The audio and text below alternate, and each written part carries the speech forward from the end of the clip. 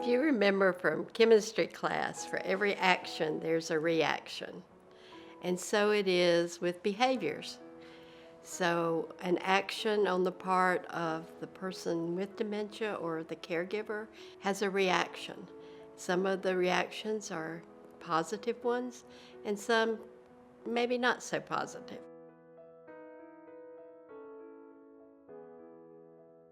One of the things that as a caregiver you need to think about is what's happening in the brain.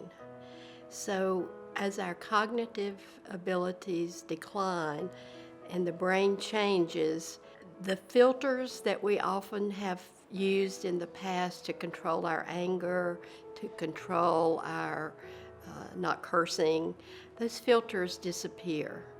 And they disappear over a period of time. It's not like overnight. And so when people start behaving violently or cursing at you or saying, I wish you'd never been born, those kind of hurtful things, you just have to remember it's the disease talking and not the person. None of us expect our loved ones as they get older to become violent. To deal with this kind of unexpected, unexplained behavior takes a lot of understanding on the part of the person who is caring, because the person with the behaviors doesn't have the ability to say, I'm not going to do that anymore. It's not rational, I'm going to do this because of something that somebody did. It's just that they're frustrated. Often they can't communicate verbally anymore.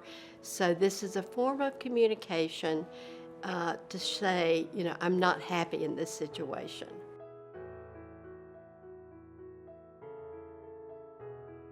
Because of this behavior, you need to step back and look at a variety of things. One is the environment. Is it too overstimulating? Because we know that people with dementia can't deal with much stimulation. It has to be in very small amounts, and people, of course, have different tolerances, but we need to be sure the environment is not overstimulating. So dealing with the behaviors of a person with dementia is a process of understanding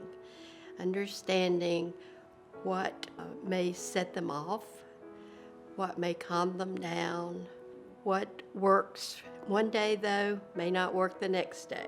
So you have to have a lot of things in your toolbox. So really all the pressure is on the caregiver to figure out how to make those opportunities of acting out be fewer and fewer.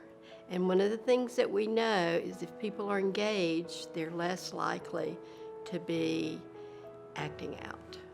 Now, just as an example, the person with dementia may hear a voice on TV talking angrily and may not realize that that is somebody on the television and may think it's coming from you or some unknown, unseen person, and may react in an angry way because that environment. So think about it. Maybe you need to turn off the television so that those kinds of factors don't influence the behavior.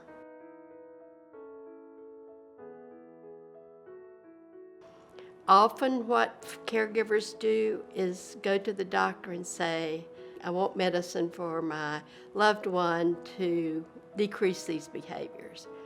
I think that should be the last resort. When the reactive behavior becomes a pattern and happens frequently, then the caregiver may need a couple of options. They may need to consult with a physician about other options. They may need to get perhaps somebody to come in and give them some respite so they can get away from that situation.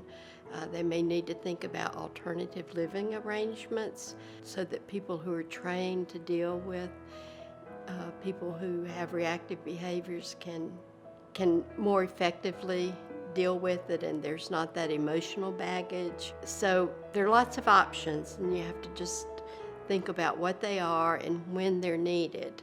Adult day, evening programs can be helpful to get people into a social situation so they're not so isolated. But it's very important for the caregiver not to get burned out. Our support groups have turned out to be very essential for the families that we work with. And what I hear from families is that within the support group, they realize, man, I think that too, or I feel that way too, and how validating that is to not feel alone and, not knowing what to do. So just one closing thought, and that is relationships is the key to all of our reasons to live. And so whether or not the reactive behaviors of your loved ones have been tough, they still need to be touched to know that they're loved.